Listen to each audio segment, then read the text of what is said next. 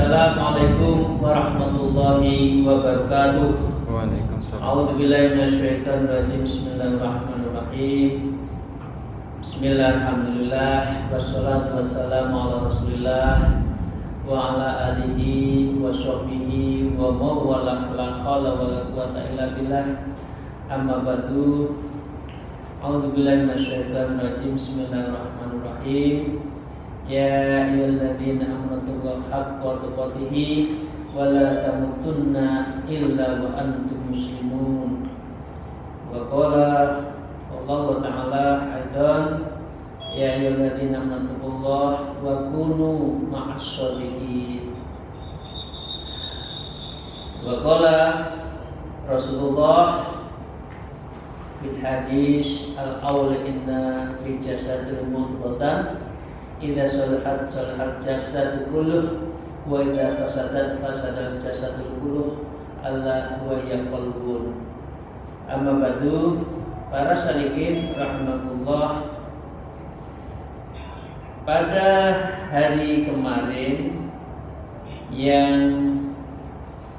terpenting kita diingatkan, jangan sampai kita mengambil satu sikap yang di dalamnya tidak jelas dasar hukumnya dan tidak jelas batas halal haram apa yang kita lakukan, khususnya ketika kita sedang dan ingin berdekat taqarrub kepada Allah Subhanahu wa taala. Dan kesemuanya itu yang menentukan adalah akal dan hati harus ketemu. Karena al-qalbu wal aqlu ma'a khadarir rahman. Karena hati nurani serta akal yang sehat itu adalah bersifat dari khadaratul rahman, yaitu bersifat dari inspiring from God. Jadi inspirasi dari Allah. Tetapi wan nafsu itu adalah ma'a khadaratus syaitan. Kalau nafsu itu jelas ya lintasan yang itu diinspirasi oleh setan. Karena itu kita jangan melakukan sesuatu yang tidak jelas sampai jelas. Karena itu kita lanjutkan para salikin, babnya masih tetap tentang menjaga hak Allah. Faslun fi kaifiyah ri'ayati huquqillah azza wa jalla. Jadi hak Allah itu yang harus didahulukan. Wa qala musannif fi hadzal kitab wa nawwa bihima min ulumiha fit darain amin ya rabbal alamin. A'udzu billahi minasyaitonir rajim.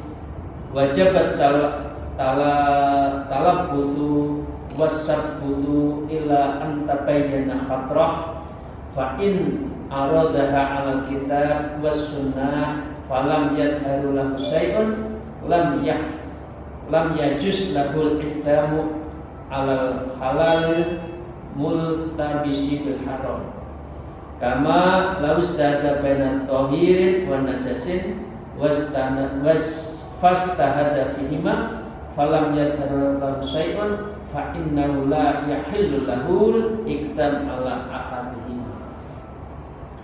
Jadi para salikin masih tetap memperjelas harus dilihat dulu terhadap apa pilihan-pilihan yang harus kita lakukan. Wajabat talabutu wasabbutu ila anta bin khatrah. Jadi dengan demikian kita diwajibkan talabutu wasabbutu, kita menangguhkan. Jangan melakukan sesuatu dulu kalau ini tidak jelas. Baik itu niat, baik itu melangkah kemana, baik itu mencari rezeki, kemarin disebutkan dinar yang haram atau yang halal, atau ini bantuan dari orang lain kepada kita, karena kita diminta untuk talabbutu wasabbutu. Jadi kita dicari menangguh, diminta menangguhkan dan juga mencari dulu. Ya, cari mana? Ila antabayyana khatrah, sampai ketemu ini itu bersifat yang jelas. Jangan karena nafsu. kita mau dikasih uang banyak, meremai wis ditompoai. Ya. Jadi nggak tanya ini uang dari mana. Nah, kalau uang itu halal, alhamdulillah. Kalau tidak halal, ya itu implikasinya di darah kita. Dari segi pidana, kalau uang itu ternyata diambil dari uang negara, berarti kita ikut menikmati. Jadi menjadi pihak yang ikut tergugat. Nah, itu kalau dari sisi pidana. Nah, karena itu kita harus hati-hati. Fa in aradaha 'alal kitab wa sunnah falam yadharu lahu syai'un. Jadi setelah fa in, ya, apabila aradaha dihadapkan 'alal kitab wa sunnah pada aturan-aturan yang Quran dan Sunnah, ya, falam yadharu lahu syai'un, dan itu semua juga tidak bisa diperjelas tampaknya, ya, yang harus tidak kelihatan, lam yajuz lahul iqdam ala halil mutalabbil bil haram, maka dengan demikian ini harus diyakini, ya. Kalau nggak jelas hadis ini, Quran ini, maka ini harus diyakini halal mutalabbil bil haram. Ini ada hal yang haram. Ada sesuatu, ini kan orang toriko, orang yang tasawuf itu kan hati-hati, hati-hati berucap, hati-hati berperilaku, hati-hati dalam hal melangkah, ya, omongannya insya Allah dijaga, insya Allah jangan menyakiti orang. Kalau sudah mendekatkan diri pada Allah seperti itu. Nah, kalau sudah kurang yakin, maka yakinilah itu ada sesuatu masalah. Ya, dengan demikian ini masih rancu. Kama lawis tahada bainan tohirin wa najasin fastahada fiha. Seperti halnya kalau kita sedang mencari baju yang kotor, ini najis atau tidak? Ya. Kalau najisnya mughaladzah sudah dicuci dengan pasir belum? Ya, baunya masih ada enggak? Warna kotorannya masih ada enggak? Dicari. Ya. Jadi kita tidak boleh sembarang melangkah, tapi harus dilihat tohirin wa najasin fastahada fihi, maka kita harus cari fastahada, harus bisa menemukan. Falam yadhar lahu syai'un, kalaupun kita tidak mendapatkan sesuatu kejelasan terhadap sesuatu yang kita tidak yakin, artinya syubhat, atau kita ragu-ragu, fa innahu la yahillu lahul iqdamu ala ahadihima. Maka kalau sudah seperti itu, la yahillu lahul iqdam, ya udah, enggak usah melaku, enggak usah qadam, enggak usah berdiri, enggak usah melangkah, ya. Ala ahadihima, di antara dua yang tadi tidak jelas itu, satu pun enggak usah melangkah. Enggak usah melangkah. Artinya ini ada sesuatu. Ya, ini artinya kalau kita hati-hati. Di zaman modern ini kan orang sering tidak hati-hati. Yang penting datang membawa, nggak jelas siapa orangnya yang membawa, tahu-tahu diberikan, ya, atau tahu kadang-kala ada uang transferan, ya, transfer ini dari mana? Kita nggak pernah kasar, tidak pernah berupaya, kok ada uang seperti ini. Dengan segala hormat, saya pernah ada sesuatu uang masuk, saya keliling, saya tanya kepada banknya, ini siapa yang ngirim, dari mana, untuk apa, sampai jelas, baru digunakan. Nah, ya, subhanallah, waktu itu ternyata itu sesuatu yang saya pernah ada dulu, lupa, kemudian baru di jatuh tempo diberikan. Nah, misalkan itu. Jadi harus hati-hati. Jadi itu adalah resep ketika kita sedang tidak dalam posisi yakin. Jadi kita harus memilah-milih, merujukannya apa, mudaratnya bagaimana, sah tidaknya. Kalau tidak yakin, tidak usah melangkah. itu lebih hati-hati daripada kita melangkah penuh dengan masalah. Para salikin, saya lanjutkan. Ini adalah bagian dari kita harus memilah ya, mana boleh atau tidak. Sekarang adalah kita untuk ya, Mbak Cerika Maria, oke. Kita sekarang kalau tadi itu boleh atau tidak. Sekarang rambu-rambu terhadap mana yang didulukan. Ini berarti sama-sama boleh. Ya.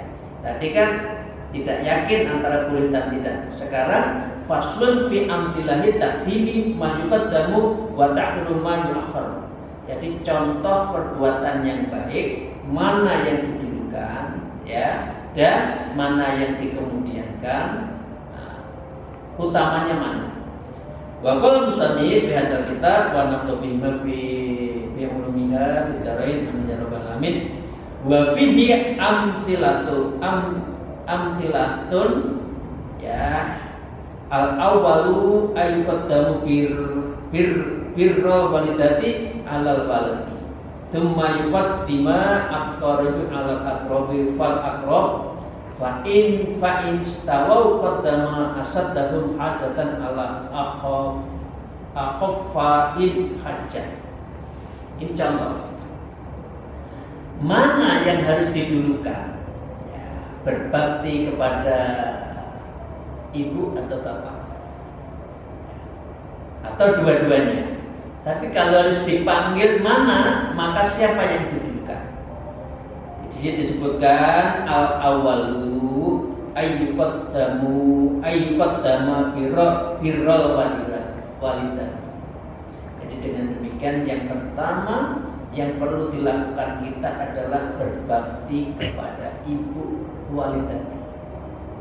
Jadi inilah Islam yang luar biasa, mengangkat derajat perempuan ya sampai ummuka 3 kali. Jadi para ibu, para sahabat-sahabat sekalian, masya Allah, subhanallah, yang masih punya ibu jangan pernah nyakiti. Tidak ada kesempatan lagi kalau nanti seperti saya, ibu saya baru 1000 harinya, ya beberapa bulan yang lalu 1000 harinya, artinya sudah hampir 3 tahun. Rasanya kita itu kurang, mau apa berbakti pada ibu. Jadi mengapa sekarang saya minta yang masih ibu, monggo bahagiakan, senangkan, jangan diberi susah. Jangan waktu kecil menyusahkan orang tua, masih muda meresahkan orang tua, sudah tua masih menyusahkan orang tuanya lagi dengan segala permasalahannya. Jangan, masalah nggak usah dibawa ke orang tua. Orang tua dibikin happy aja, minta doa. Oke. Baru alal walidi, baru setelah itu kepada orang tua lagi. Memang dua-duanya harus dihormati. Ya, berhormati harus berbakti pada orang tua. Tapi kalau boleh milih dalam waktu sama, kebutuhan kepada ibu itu lebih didulukan. Ya. Tsumma yuqaddamul aqrab. Nah, baru setelah itu yang didulukan adalah keluarga dekat, kerabat dekat. Kadang-kadang kita itu kan salah ya. Keluarga dekat, ada adik kekurangan, saudara kekurangan, tutup mata. Tapi orang lain yang suka datang memuji-muji, misalnya diberi, padahal masih ada keluarga yang kekurangan. Ini mengingatkan kita dalam hal zakat fitrah kita loh ya. Zakat fitrah kita, zakat mal kita. Nah, ayo kalau kita mau memberikan keluarga dulu yang dekat, yang paling dekat, yang kekurangan. Nah, itu tsumma liqatul aqrabi alal aqrabi ya, daripada keluarga yang kurang dekat ya.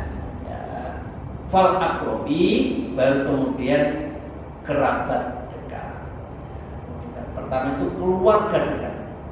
Yang pertama tsumma liqatul aqrab, yaitu keluarga dekat. Baru kerabat dekat. Ini cara untuk membagi zakat mal Bapak Ibu sekalian nanti ya. Ini mumpung bulan Ramadan ya, mengingatkan saja ya. Nah sekarang fa'in taswal qaddama asadahum hajatan ala akhafahim hajah.